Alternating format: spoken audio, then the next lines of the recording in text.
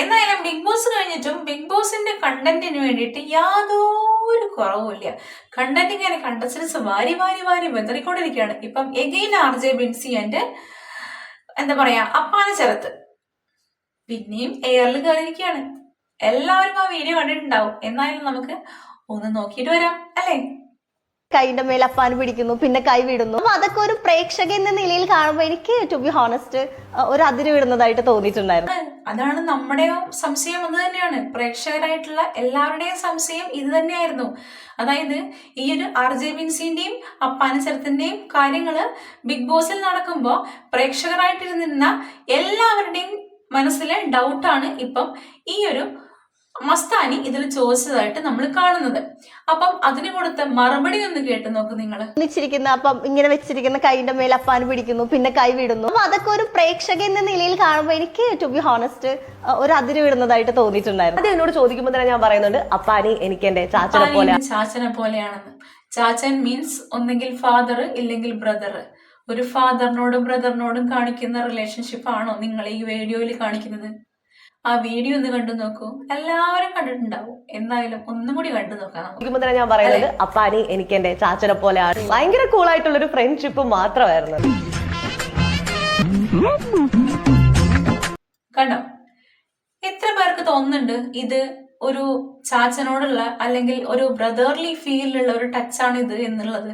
എത്ര പേർക്ക് നിങ്ങൾക്ക് തോന്നുന്നുണ്ട് ഇത് ശരിക്കും അങ്ങനെയാണോ? എനിക്ക് തോന്നുന്നില്ല. ഒരു ബ്രദർ അല്ലെങ്കിൽ ഫാദർ എന്നൊക്കെ പറഞ്ഞിട്ടുണ്ടെങ്കിൽ കയ്യിൽ പിടിക്കാം, തോളിൽ പിടിക്കാം, ഒന്നെങ്കിൽ തലയിൽ പിടിക്കാം. അത്രയ്ക്ക് മാത്രമേ പിടുത്തം വരുള്ളൂ. പക്ഷെ ഇത് ഇടുപ്പിലാണ് പിടിച്ചിട്ടുള്ളത്. ഇതൊരു ബ്രദർലി ഫീല് അല്ലെങ്കിൽ ഒരു ഫാദർലി ഫീൽ ആണെന്ന് എനിക്ക് തോന്നുന്നില്ല. നിങ്ങൾക്ക് തോന്നുന്നുണ്ടോ? എന്തായാലും RJ ബിൻസിക്ക് ഇതിൽ യാതൊരു കുഴപ്പവും ഉണ്ടാവില്ലേ. കാരണം എന്താണ്, അവര് ഫാമിലി ആയിട്ട്, അതായത് അച്ഛൻ, അമ്മ, മക്കൾ അങ്ങനെയുള്ള രീതിയിലാണ് അവർ താമസിക്കുന്നത്. പക്ഷെ അപ്പാന ശരത്തിന്റെ കാര്യം എത്തുമ്പോൾ ഇതൊരു പടക്കം പൊട്ടണ പോലെ പൊട്ടാനുള്ള എല്ലാ ചാൻസുകളും കാണുന്നുണ്ട്. ഇപ്പൊ പൊട്ടിത്തെറിച്ച് നടന്നിട്ടുണ്ടാവും വീട്ടില്. അതായത് അപ്പാന ശരത്തിന് ഭാര്യയും മക്കളും ഉള്ളതാണ്. അതും പോരാഞ്ഞിട്ട് ഭാര്യ ഇപ്പൊ പ്രഗ്നന്റ് വരെയാണ്. അപ്പം അങ്ങനെ നിൽക്കുന്ന ഈ സമയത്ത് എന്തായാലും ഇതൊരു വലിയ ചർച്ചാ വിഷയം തന്നെ ആയിട്ടുണ്ടാകും അപ്പാന ശരത്തിന്റെ വീട്ടിൽ. എന്തായാലും ഇത് ഇവര് പറയുന്ന പോലെ ഒരു ഫ്രണ്ട്ഷിപ്പോ ഒരു ബ്രദർലി ഫീലോ അങ്ങനെയുള്ള യാതൊരു റിലേഷൻഷിപ്പോ ആണെന്ന് എനിക്ക് തോന്നുന്നില്ല. എന്തായാലും അങ്ങനെയാണെങ്കിൽ ഈ ഒരു സംഭവം ഇങ്ങനെ നടക്കില്ലായിരുന്നു. ഇനിയിപ്പം ഇങ്ങനെ തന്നെ ഉണ്ടെങ്കിലും ഇവർക്ക് ഇത്ര കൺട്രോൾ ഇല്ലാതെ നിൽക്കണം. അതായത് ബിഗ് ബോസിലായിക്കോട്ടെ എവിടെ ആയിക്കോട്ടെ ഒരു പബ്ലിക് പ്ലാറ്റ്ഫോമിൽ നിന്ന് അല്ലെങ്കിൽ ഒരു പബ്ലിക് പ്ലേസിൽ നിന്നിട്ട് അത്യാവശ്യം ഫെയിമും കാര്യങ്ങളുള്ള ഇവര് എന്തിനാണ് ഇങ്ങനെ ചെയ്യാൻ പോയത്? അതുകൊണ്ടല്ലേ ഈ വീഡിയോ ഇപ്പം എല്ലാവരും കണ്ടത്. ഒന്നാമത് നിങ്ങൾ അനുമോളുടെ മെക്കിട്ട് കയറിയിട്ട് എല്ലാവരുടെയും വെറുപ്പ് സംഭാഷിച്ച് നിൽക്കുകയായിരുന്നു അല്ലെ. നിങ്ങൾ റീ എൻട്രി എന്ന് പറഞ്ഞിട്ട് ബിഗ് ബോസിൽ കയറി പോയിട്ട് അനുമോളെ ഇട്ട് എന്താ പറയാ അങ്ങോട്ടും ഇങ്ങോട്ടും തട്ടി കളിക്കുന്നു. ചെയ്യാവുന്ന കുറ്റങ്ങളും കുറവുകളും ഒക്കെ അനുമോൾക്കെതിരെ നിങ്ങൾ ചെയ്തു പറഞ്ഞു കൊടുത്തു. അതിനെതിരെ ഇതാണ് കർമ്മ. അതായത് നിങ്ങൾ എന്താണോ അവർക്ക് വേണ്ടി ചെയ്തത് അത് നിങ്ങൾക്ക് തിരിഞ്ഞു വന്നു. ഇപ്പൊ താൻ കുഴിച്ച കുഴിയിൽ താൻ തന്നെ വീഴും എന്നുള്ള ഒരു ചൊല്ലൊക്കെ ഇല്ലേ, അതാണിപ്പം സമൂഹത്തിന് മുമ്പിൽ നിങ്ങൾ നല്ല രീതിയിൽ നാറിയിട്ടുണ്ട്. ഇനിയിപ്പം ബിൻസിക്ക് നല്ല അടിപൊളിയായിട്ട് കാണ്ടാമൃഗത്തിന്റെ തൊലിക്കട്ടിയാണെന്ന് തോന്നുന്നു. അത് കഴിഞ്ഞിട്ട് ലൈവും കാര്യങ്ങളൊക്കെ വന്നിട്ടുണ്ടായിരുന്നു. അതിലൊന്നും യാതൊരു കുലുക്കം ഉണ്ടായിരുന്നില്ലേ. പക്ഷെ അപ്പാനീനെ എവിടെയും കാണാൻ പറ്റിയിട്ടില്ല. അപ്പാനി ഇനിയിപ്പം നാട് വിട്ടോണോ ആവോ? കാരണം ഭാര്യയും മക്കളൊക്കെ എങ്ങനെ റിയാക്ട് ചെയ്യുന്ന പറയാൻ പറ്റില്ലേ. എന്തായാലും ഇങ്ങനെ എന്താ പറയാ ഇങ്ങനെ ഞരമ്പ് രോഗം കുരുപൊട്ടി നിൽക്കുന്ന കുറേ അധികം ആൾക്കാർ നമ്മുടെ സമൂഹത്തിലുണ്ട്. ആണുങ്ങളായിട്ടും പെണ്ണുങ്ങളായിട്ടും ഒക്കെ തന്നെ സമൂഹത്തിലുണ്ട്. എന്തായാലും നിങ്ങളുടെ ഇടയിലുള്ള ഈ ഒരു റിലേഷൻഷിപ്പ് ഇതുപോലെയുള്ള റിലേഷൻഷിപ്പ് ആണെന്ന് മിക്കവാറും എല്ലാ പ്രേക്ഷകർക്കും തന്നെ അത് ഡൗട്ടോട് കൂടിയിട്ടുള്ള ഒരു കൺഫർമേഷൻ ആയിരുന്നു.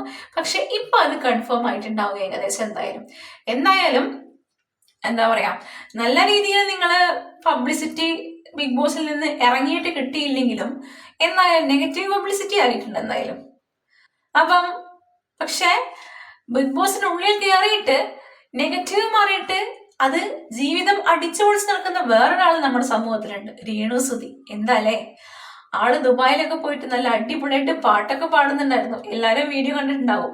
ഒരുപാട് കളിയാക്കിയിട്ടുണ്ടെങ്കിലും അതാണ് വിജയം എന്നൊക്കെ പറയണത്. ഒരുപാട് വിജയിച്ചിട്ടുള്ള ആൾക്കാര് ഇങ്ങനെയൊക്കെ വിജയം കണ്ടെത്തിയിട്ടുള്ള ആൾക്കാര് കുറവായിരിക്കും. എന്തായാലും രേണുസുതി തനിക്കെതിരെ വന്നിട്ടുള്ള എല്ലാ ചെരുപ്പേറും എന്താ പറയാ എല്ലാ നെഗറ്റീവും ചേർത്തിട്ട് ഇപ്പൊ അയാള് പോസിറ്റീവായിട്ട് ജീവിതത്തിൽ പോയിക്കൊണ്ടിരിക്കുന്നുണ്ട്. ആരൊക്കെ എന്തൊക്കെ പറഞ്ഞാലും കുഴപ്പമില്ല, ഞാൻ മുന്നോട്ട് തന്നെ പോകുമെന്നുള്ള ആ ഒരു വിശ്വാസം, അങ്ങനെ സ്വന്തം മാർഗത്തിൽ ഉറച്ചു നിൽക്കുക, അതിനോട് മുന്നോട്ട് പോകുക, അതൊക്കെയാണ് ജീവിതം. അല്ലാതെ ഇങ്ങനെ ഒളിച്ചും പാത്തും അവിടെ തോണ്ടി എവിടെയും തോണ്ടി ആൾക്കാരെ കൊണ്ട് പറയിപ്പിച്ചിട്ടാണോ ഇത്രയും വലിയൊരു ബിഗ് ബോസ് എന്ന് പറയുന്ന ആ ഒരു പ്ലാറ്റ്ഫോമിൽ നിന്ന് ഇറങ്ങിപ്പോയത്? കഷ്ടം തന്നെ, അല്ലാണ്ട് എന്ത് പറയാനാ.